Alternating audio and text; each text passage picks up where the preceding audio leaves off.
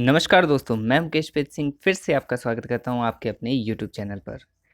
अभी हमने रीट 2020 के इंग्लिश का जो भाषा द्वितीय है, भाषा सेकंड है, लैंग्वेज सेकंड, उसके अंदर सेकंड यूनिट कंप्लीट कर ली है, जिसकी एक ही वीडियो थी और एक ही उसके अंदर टॉपिक था फिगर्स ऑफ स्पीच, वो अपलोड कर दी है। उसके बाद हमने थर्ड यूनिट स्टार्ट की है, जिसके अंदर लिटरेरी टर्म्स जो हैं वो हमने लास्ट वीडियो में कंप्लीट कर लिए। अब अपने लिटरेरी टर्म्स के साथ थर्ड यूनिट में एक और टॉपिक है, वो है मोडाल्स। इसके बाद सिर्फ एक थर्ड यूनिट के अंदर 3 टॉपिक में से एक बचेगा, फ्रेजेस एंड इडियम्स, वो अपने नेक्स्ट वीडियो में कर लेंगे। मोडाल्स देखिए 13 टाइप्स के मोडाल्स हैं, 13 प्रकार के मोडाल्स के अंदर 2017-15 इनके अंदर रीट के अंदर क्वेश्चन आए हुए हैं, तो इसको बिल्कुल अच्छे से समझे। जो क्वेश्चन आए हुए हैं रीट लास्ट ईयर के, वो भी मैंने लास्ट में अपलोड कर दिए हैं। साथ ही साथ एक क्वेश्चन ऐसा है जिसका आपने कमेंट करके आंसर बताना है, उस क्वेश्चन को भी लास्ट तक ज़रूर देखें, लास्ट में वो क्वेश्चन दिया हुआ है। तो स्टार्ट करते हैं। मोडाल्स का यूज जो है वो हेल्पिंग वर्ब की तरह होता है, इसीलिए इसे ऑक्सिलरी वर्ब भी कहते हैं। कुल मोडाल्स कितने होते हैं? 13 होते हैं। कुल एनामुलस फाइनाइट 24 होते हैं। एनामुलस फाइनाइट क्या होते हैं? The only verb in modern English which can form the negative by simple addition of not. ऐसी वर्ब्स, ऐसी हेल्पिंग वर्ब्स जिनके साथ सिर्फ नोट जोड़ने से वो नेगेटिव बन जाती हैं, वो क्या कहलाते हैं? एनामुलस फाइनाइट कहलाते हैं। जैसे is, am, are, was, has, have, had, ऐसे करके 24 टाइप्स के हैं। Will, should, can, could, may, might, और जितने भी हैं ये सारे के सारे। अब देखिए मोडाल्स स्टार्ट करते हैं। तो सबसे पहला मोडाल्स है नीड। अब ये लास्ट ईयर नीड से रिलेटेड क्वेश्चन आया हुआ है, तो जितने भी क्वेश्चन है, जो भी पोर्शन है, वो लास्ट में दिया हुआ है, और जिन्होंने लास्ट वीडियो नहीं देखी वो ज़रूर देख लें और चैनल को ज़रूर सब्सक्राइब कर लें। देखिए नीड को स्टार्ट करते हैं। दो तरीके से यूज़ होती है। एज ए वर्ब अगर यूज़ होगी तो कैसे होगा? सिंगुलर प्लूरल दोनों तरह से हो सकता है कि नीड आ सकता है, नीड्स भी आ सकता है। मोडाल्स में यूज़ होगा तो नेगेटिव सेंटेंस के अंदर, जैसे एज ए वर्ब के अंदर देखें तो अगर सेंटेंस पॉजिटिव हो तो नीड को सिंगुलर या प्लूरल दोनों फॉर्म में लिखा जा सकता है। Example, he needs money, I need a pen. तो सेंटेंस पॉजिटिव है, नोट का यूज़ नहीं किया, तो ये सिंगुलर भी आ रहा है और प्लूरल भी। एज ए मोडाल, मोडाल के लिए सेंटेंस कैसा होना चाहिए? नेगेटिव, और फॉर्म कैसी आएगी? सिंगुलर। देखिए सेंटेंस अगर नेगेटिव हो तो नीड को सिंगुलर फॉर्म में नहीं लिखा जाता, मतलब सिंगुलर फॉर्म में नहीं आएगा, प्लूरल में आएगा, यानी एस या ई एस इसके साथ नहीं लगेगा। तो क्या लिखेंगे? He need not money, I need not money. Not लगेगा नेगेटिव सेंटेंस में, एक ऐसा आएगा सिंगुलर, मोडाल्स की तरह। सेकंड है डेयर। वर्ब की जगह अगर यूज होगा तो सेम पॉजिटिव सेंटेंस में होगा और सिंगुलर प्लूरल दोनों तरह से आ सकता है। मोडाल्स के अंदर यूज होगा तो सेंटेंस कैसा होना चाहिए? या तो नेगेटिव हो या इंटेरोगेटिव हो, और यूज कैसे होगा? As a plural. देखिए वर्ब की तरह देखते हैं पहले। Sentence positive, he dares to talk me. Dares आया, यानी कैसा है ये? सिंगुलर। वर्ब सिंगुलर है, ही, शी, इट, ये सारे सिंगुलर होते हैं। ये किसी का नाम आ जाए, नाउन आ जाए, तो उसके साथ क्या लगता है? वर्ब के साथ एस या ई एस लगता है। तो डेयर के साथ क्या लगेगा? S. He dares to talk me. Modals की तरह देखिए, मोडाल्स में दो कंडीशन थी, या नेगेटिव हो या interrogative. He dare not to talk me, तो यहाँ कैसा होगा? प्लूरल। आपसे यही पूछेगा कि ऑप्शन दे दिया, डेयर आएगा, डेयर्स आएगा, क्या आएगा? तो अगर सेंटेंस नेगेटिव है या इंटेरोगेटिव तो प्लूरल आएगा, यानी डेयर आएगा। He dare you, question mark.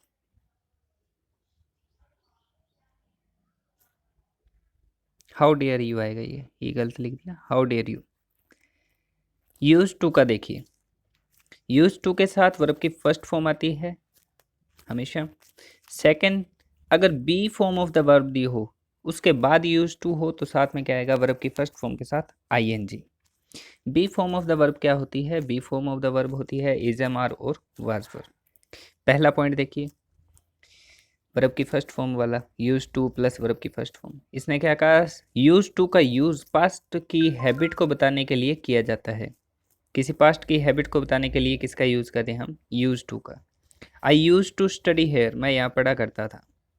I use to swim in the river, ठीक है। तो पुरानी हैबिट बता रहा है पास्ट की, कि मैं यहाँ काम करता था, मैं ये करता था, पास्ट की जो भी बात है। तो यूज टू आएगा, साथ में क्या आएगा, वर्ब की first form.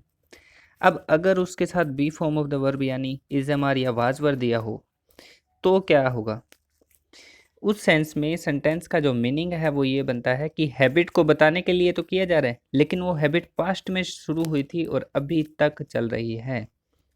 I am, helping verb आ गई ना, be form of the verb. I am use to studying here, I am use to teaching mathematics, मतलब पास्ट में भी पढ़ाता था और अभी तक पढ़ा रहा हूं। आगे देखते हैं, कैन और कुड। कैन कुड का काफ़ी है, तो इसके अंदर अपने ध्यान से देखेंगे, और अगर आप नोट कर रहे हैं तो बहुत अच्छी बात है, अदरवाइज़ आप वीडियो को पॉज करें और नोट्स बनाएं खुद के, ताकि एग्ज़ाम के टाइम में आपको आसानी हो। कैन कुड, कैन और कुड, देखिए कैन तो आता है प्रेजेंट टेंस के अंदर या डायरेक्ट के अंदर, डायरेक्ट स्पीच जब अपने लिखते हैं, और जब हम पास्ट टेंस या इनडायरेक्ट स्पीच लिखते हैं तो कैन की जगह क्या यूज़ करते हैं, कुड। जैसे फॉर एबिलिटी, ये आता है एबिलिटी के लिए, कैपेसिटी के लिए, कैपेबिलिटी के लिए, परमिशन के लिए या पॉसिबिलिटी के लिए। एबिलिटी के लिए अगर सेंटेंस में मेंटल या फिजिकल एबिलिटी दी हो और सेंटेंस में सिर्फ कैन का यूज़ होता है, और अगर वही सेंटेंस पास्ट का हो तो क्या यूज़ होगा, कुड। इनडायरेक्ट स्पीच में क्या यूज़ होगा, कुड। जैसे I can swim in the river, मैं रिवर में स्विम कर सकता हूँ। I could swim in the river when I was child, जब मैं बच्चा था तो मैं नदी में तैर सकता था, तो क्या आएगा, कुड। पास्ट की बात की है तो। डायरेक्ट स्पीच देख लीजिए, जैसे हमने कहा कि इनडायरेक्ट के अंदर कुड यूज होगा, तो डायरेक्ट में क्या आएगा, he said to me can you help me, और जब इनडायरेक्ट में किया तो he asked me if I could help him, तो कैन का क्या हो गया, कुड। फॉर परमिशन, यहाँ अपने एक मे या माइट जो है उसका एक छोटा सा पॉइंट इसके अंदर इंक्लूड रहेगा, जो मैं वहाँ फिर दोबारा रिपीट नहीं करूँगा। देखिए, अपने से कम उम्र वाले जो हैं, जो आपके यंगर्स हैं, उनको परमिशन देने के लिए क्या यूज़ होता है, कैन। बराबर वालों के लिए कुड, अपने से बड़ों से परमिशन लेने के लिए मे। ये तीन चीज़ें ध्यान रखें।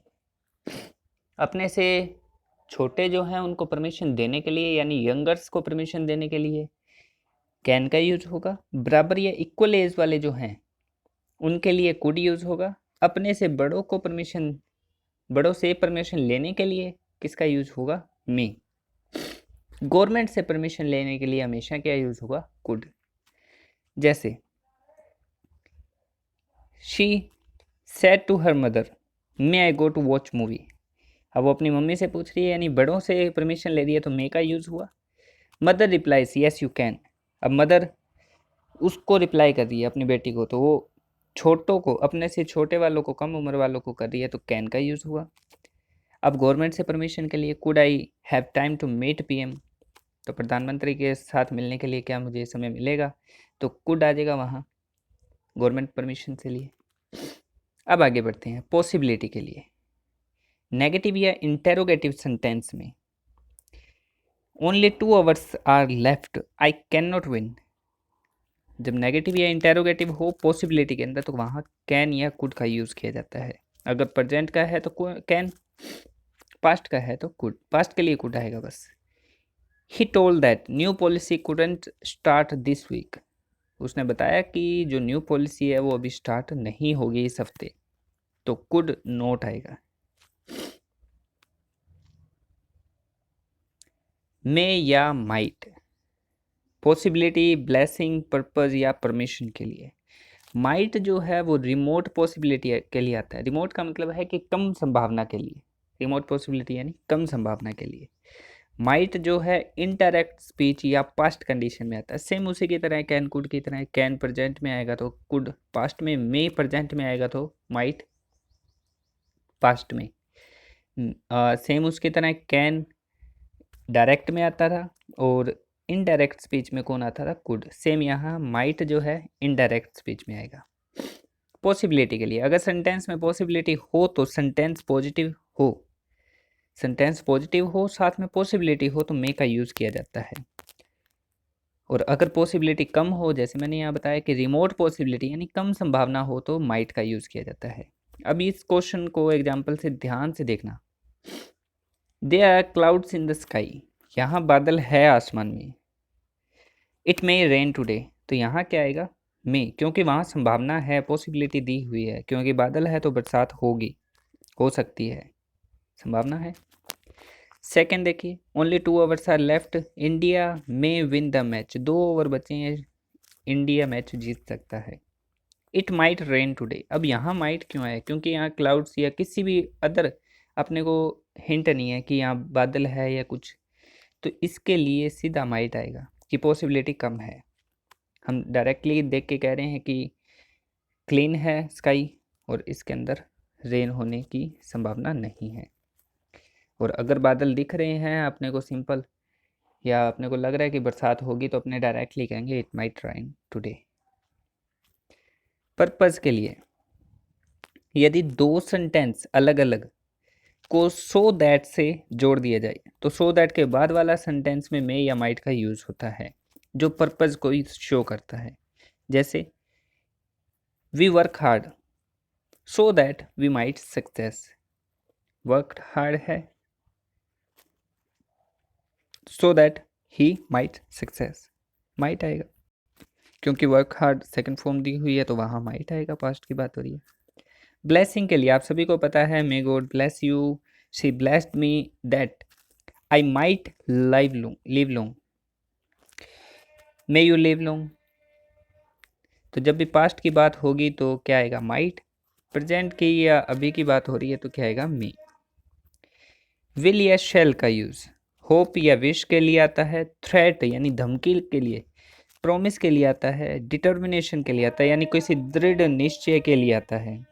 अब देखिए फ्यूचर टेंस के अंदर नॉर्मली क्या आता है, आई वी के साथ तो शेल आता है और अदर्स के साथ विल आता है। लेकिन जब बात हो होप की, विश की, थ्रेट की, प्रॉमिस की या डिटर्मिनेशन की, तब आई और वी के साथ तो विल आएगा और अदर्स के साथ क्या आएगा, शेल, मतलब बिल्कुल अपोजिट हो जाएगा। जैसे आई विल सी यू, मैं तुम्हें देखूंगा, तो ये धमकी हुई, थ्रेट है, तो आई के साथ क्या आया, will. Don't behave rudely otherwise she shall fire you out of the job. अब वो देखो उसको क्या दे रही है, धमकी या एडवाइस अपनी कहीं कि थ्रेट ही हुआ कि अच्छे से बिहेव करो अदरवाइज आपको जॉब से बाहर निकाल दिया जाएगा। आई विल डू इट, यहाँ क्या आ रहा है, determination, I will do it, तो आई के साथ क्या आया, विल। आगे we all will go to Jaipur in this vacation, तो यहाँ भी क्या आ रहा है कि हम सभी जयपुर जाएंगे, किसके लिए, होप आ रही है यहाँ, होप या विश कह लो, कि we all will go to Jaipur in this vacation. अब देखिए वुड का, वुड किसके लिए यूज होता है, पोलाइट रिक्वेस्ट के लिए या स्ट्रॉन्ग विलिंगनेस, विलिंगनेस मतलब कोई इच्छा शक्ति जो है, स्ट्रॉन्ग दृढ़ इच्छा शक्ति के लिए आता है। पोलाइट रिक्वेस्ट यानी विनम्र जो अपने रिक्वेस्ट करें उसके लिए आता है। इनडायरेक्ट स्पीच में विल शेल के स्थान पर क्या आता है, वुड। अपने को पता है विल हो या शेल हो डायरेक्ट स्पीच में, जब इसका इनडायरेक्ट बनाते हैं तो उसकी जगह क्या आता है, वुड। सेकेंड आपने पॉइंट ध्यान रखना है, किसी सेंटेंस में लाइक, प्रेफर, रेदर, बेटर शब्द दिए हों तो वुड का यूज होगा। अब देखिए पोलाइट रिक्वेस्ट वाला देखते हैं पहले, would you please give me your book, क्या तुम प्लीज़, मुझे प्लीज़ आया तो पोलाइट रिक्वेस्ट हुई, प्लीज़ पोलाइट के लिए आएगा, तो हमें पता लग जाएगा वुड आएगा यहाँ। You would better inform your principal, better का यूज़ हुआ, मैंने बताया लाइक, प्रेफर, बेटर या रेदर या रादर का यूज़ हो रहा है, तो यहाँ क्या आएगा, would. I would prefer to study rather than sleep, then आएगा यहाँ, दैट लिख दिया, rather than sleep. She asked if you would bring a chair, अब ये देखिए यहाँ क्या आ रहा है, इनडायरेक्ट स्पीच आ रहा है, she asked if you would bring a chair, तो यहाँ क्या आएगा, वुड आएगा। आगे बढ़ते हैं। मोस्ट इम्पोर्टेंट, सबसे ज़्यादा इम्पोर्टेंट जो है वो यही 3 है। शुड, मस्ट और ought to तीनों एक दूसरे के स्थान पर आ सकते हैं, लेकिन तीनों का यूज़ ड्यूटी के लिए होता है। अब किस तरह की ड्यूटी और कैसे एक दूसरे के स्थान पर आ सकते हैं, इनमें बिल्कुल माइनर सा फ़र्क है, वो आप ध्यान रखें। शुड जो है एडवाइस के लिए आता है, जब आप किसी को एडवाइस दे रहे हो, लेकिन ऐसी ड्यूटी जिसके अंदर कोई पनिशमेंट नहीं है, कि अगर आप एडवाइस दे रहे हो, ठीक है, तो शुड कहाँ आएगा? एक ऐसी ड्यूटी के लिए जिसमें कोई पनिशमेंट नहीं है। जैसे यू शुड ओबे योर टीचर्स, आपको अपने टीचर्स की आज्ञा माननी चाहिए। सेकंड, मस्ट में देखिए कंपल्शन आता है या नेसेसिटी आती है। कंपल्शन या नेसेसिटी, ज़रूरत या मजबूरी। ऐसी ड्यूटी जिसमें पनिशमेंट हो, तो ड्यूटी के स्थान पर क्या यूज आएगा? ड्यूटी के अंदर मस्ट का यूज होगा सेंटेंस में। All the employ must reach at 10 AM। अब देखिए शुड के अंदर कोई पनिशमेंट नहीं है, यहाँ शुड नहीं लगा सकते अपने कि उन्हें आना चाहिए। ये नहीं है कि अगर ना आएंगे तो भी मतलब काम चल जाएगा। ऑफिस है, ऑफिस के अंदर आपको एट शार्प 10 AM पहुंचना है, तो वहाँ क्या आएगा? मस्ट। नहीं आओगे तो आपको सैलरी के अंदर या कहीं भी कुछ भी पनिशमेंट मिल सकती है। थर्ड आता है ought to। ought to आता है मोरल ड्यूटी के लिए। जो आप देश, समाज या अपने परिवार के प्रति कोई ड्यूटी का बता रहे हो, तो वहाँ ought to का यूज़ किया जाता है। You ought not to throw the garbage on the road। ठीक है, यहाँ क्या है कि you ought not to throw the garbage on the road, आपको गार्बेज जो है सड़क पर नहीं फैलाना चाहिए। तो ये समाज के प्रति या देश के प्रति अपने ड्यूटी कहें, तो इसमें क्या आएगा? ought to। लास्ट ईयर के क्वेश्चंस देख लेते हैं। 2015 के अंदर जो क्वेश्चन आया है वो है हमारे पास, he is ill, he dash see a doctor. 2015 के अंदर आया था। ऑप्शन है कैन, कुड, वुड या मस्ट। वो बीमार है, उसे डॉक्टर को दिखाना चाहिए। तो यहाँ क्या है? पनिशमेंट जैसा ही है, अगर वो नहीं दिखाएगा तो वो इल और ज़्यादा बीमार हो जाएगा, पनिशमेंट हुई। तो यहाँ क्या आएगा? मस्ट। और दिखाना जरूरी भी है, बहुत जरूरी है, तो मस्ट, स्ट्रॉन्ग पॉसिबिलिटी के लिए। आगे देखिए, इट इज़ ब्यूटीफुल डे, ये सुंदर दिन है या सुनहरा दिन है आज। I dash have boat this umbrella. अगर मौसम साफ है तो क्या अम्ब्रेला की ज़रूरत है खरीदने की? तो क्या आएगा? मस्ट नोट आएगा, नीड नोट आएगा, शुड नोट आएगा या कुड नोट आएगा? रीड 2017 के अंदर पूछा गया है, तो इसमें क्या आएगा? सही आंसर है इसका बी, नीड नोट, कि उसको ज़रूरत नहीं है, कि मौसम साफ है, उसे अम्ब्रेला खरीदने की कोई भी ज़रूरत नहीं है। अब आपने जो राइट करना है सही आंसर कमेंट के अंदर, वो क्वेश्चन ये है, ही dash concentrate more on his studies. ठीक है, तो ऑप्शन आपके ought to, मस्ट, शुड या नन ऑफ दिस। उसे अपने पढ़ाई पर कंसंट्रेट करना चाहिए ज़्यादा से ज़्यादा। तो क्या आएगा? ought to आएगा, मस्ट आएगा, शुड आएगा या नन ऑफ दिस? तो इसका कमेंट करके ज़रूर बताइए। आज की वीडियो कंप्लीट होती है मॉडल्स के अंदर। इससे बाहर कोई क्वेश्चन नहीं, आप देख सकते हैं। एक मस्ट का क्वेश्चन आया हुआ है और एक नीड नोट का। तो अगर आपके कोई भी डाउट है, क्वेश्चन है, तो आप व्हाट्सअप नंबर पे मैसेज कर सकते हैं। और साथ ही साथ जो साइकोलॉजी की वीडियो है वो ऊपर आ रही है, साथ ही साथ जो अदर प्लेलिस्ट बनी हुई है, हिंदी, अंग्रेजी, जितनी भी साइकोलॉजी, मैथ्स की भी रेगुलर वीडियोस अपलोड की जा रही हैं। तो आप सभी वीडियोस को टाइम टू टाइम देखें और रीट की तैयारी में अभी से लग जाएं। पेपर जब भी हो, सितंबर में, अगस्त में, जब भी, आप अभी से तैयारी शुरू कीजिए, 2 कदम आगे चलिए। मिलते हैं नेक्स्ट वीडियो में। Thank you.